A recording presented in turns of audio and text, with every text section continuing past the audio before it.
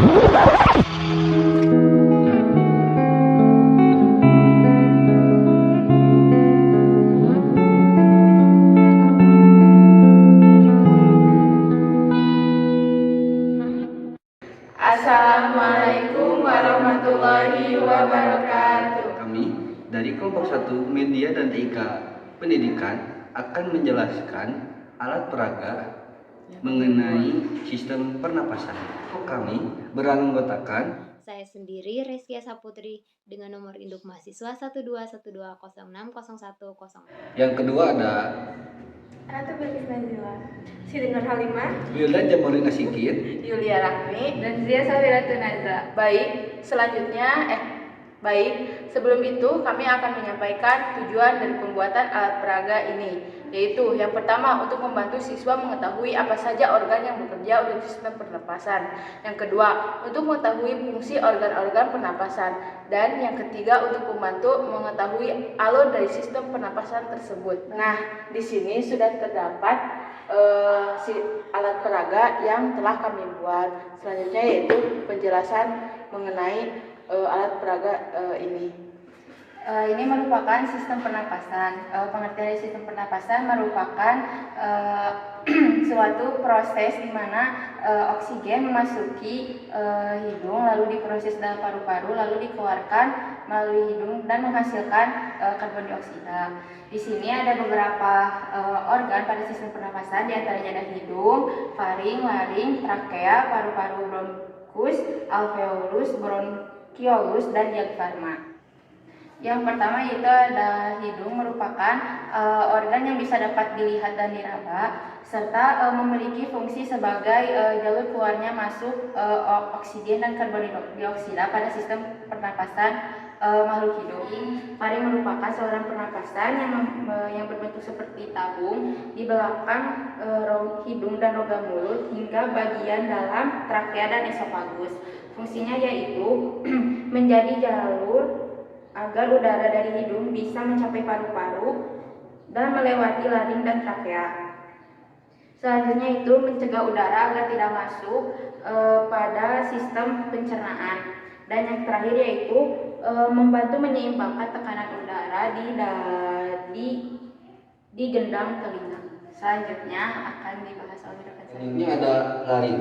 Laring yaitu sebuah saluran yang berbentuk tabung tak beraturan. Laring terletak di antara faring dan trakea atau di antara pangkal lidah dan trakea. Nah, fungsi dari laring tersebut yaitu sebagai tempat keluarnya masuk udara dan juga tempat menghasilkan suara.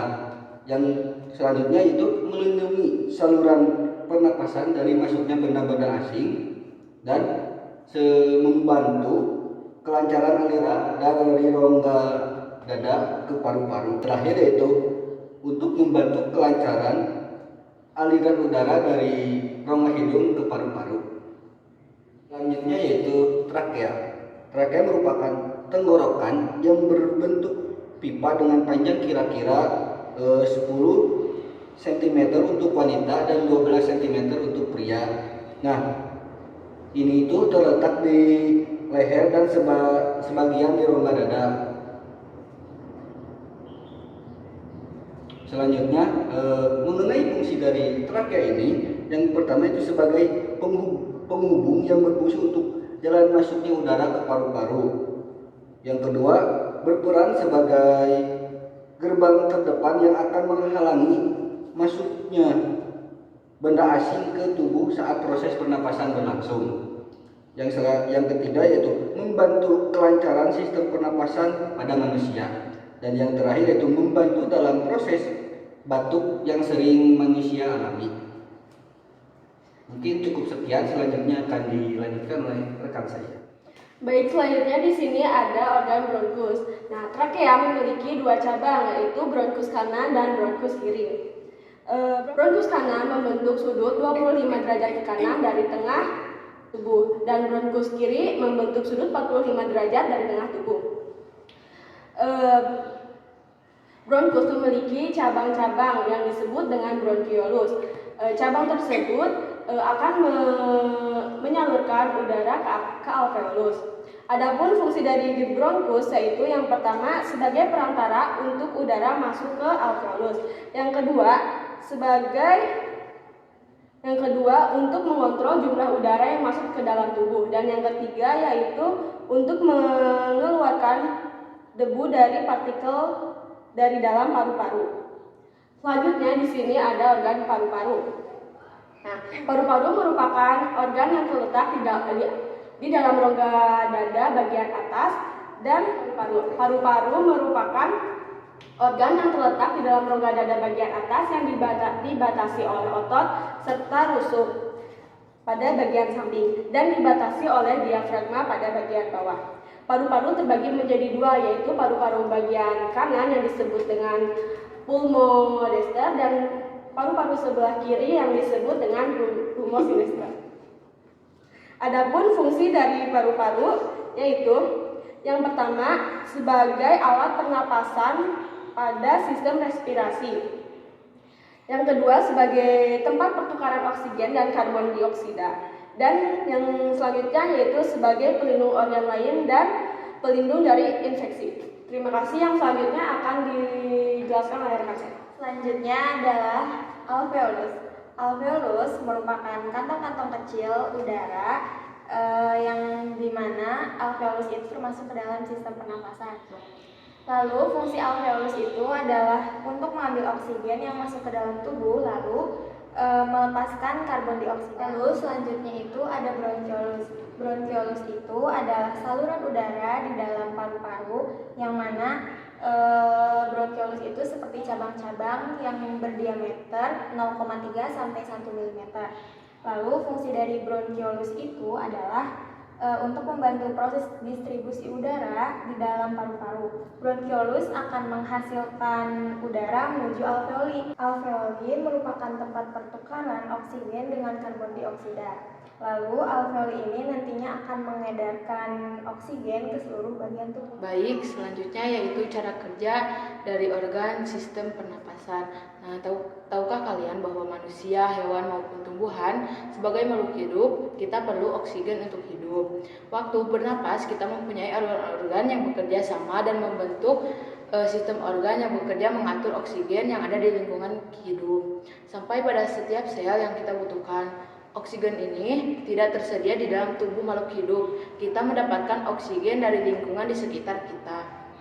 Nah, bernapas artinya kegiatan menghirup atau memasukkan oksigen dari lingkungan hidup dan mengeluarkan karbon dioksida dan uap air lewat pernapasan kita. Nah, adapun sistem pernapasan yaitu hidung, paring, laring, trakea, bronkus, alveolus, bronkiolus, paru-paru, dan diafragma. Yang pertama, udara masuk ke dalam hidung.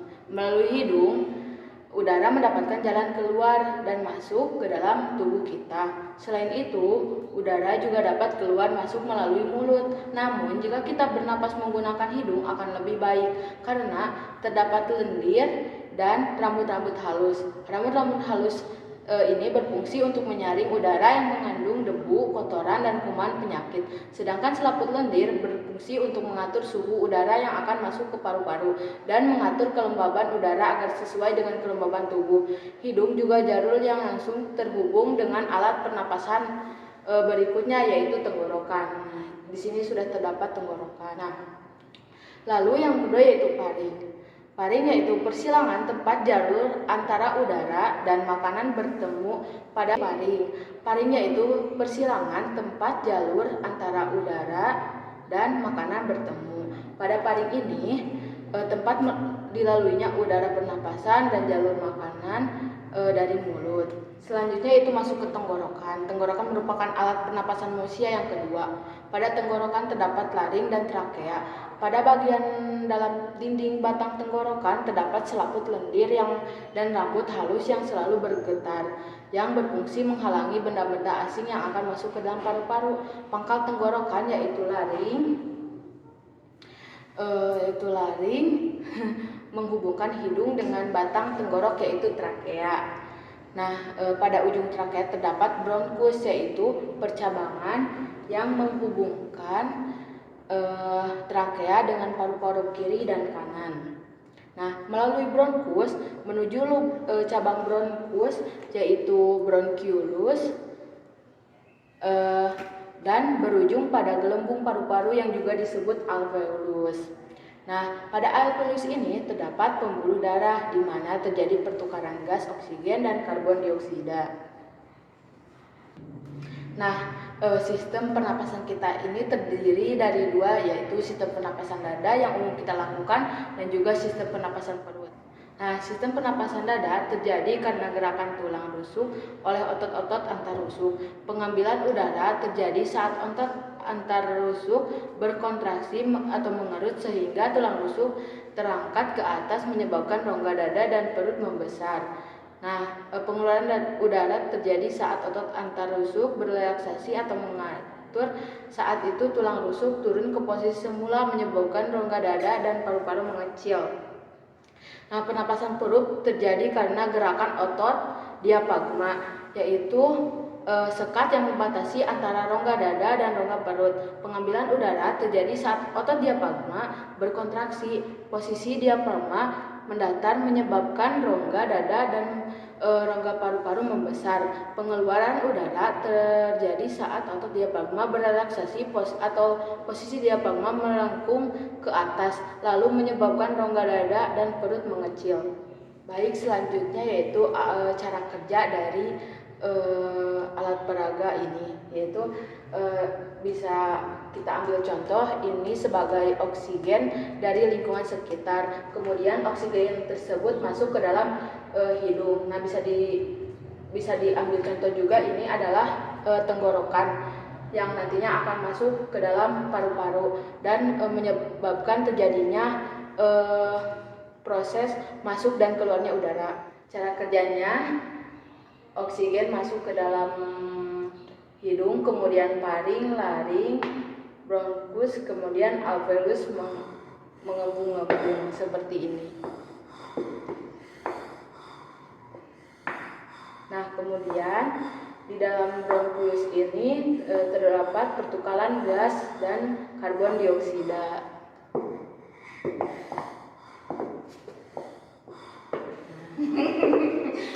Kesimpulan dari sistem pernapasan adalah sekumpulan jaringan organ yang membantu tubuh untuk bernapas. Sistem pernapasan membantu tubuh menyerap oksigen dari udara dan membuang gas sisa seperti karbon dioksida dari darah. Dengan dukungan oksigen, seluruh organ dapat berfungsi dengan normal. Sekian dari kelompok kami. Wassalamualaikum warahmatullahi wabarakatuh. Mungkin cukup sekian yang dapat kelompok kami sampaikan. Mohon maaf bila ada kekurangan. Wabillahi taufiq wal hidayah. Wassalamualaikum warahmatullahi wabarakatuh.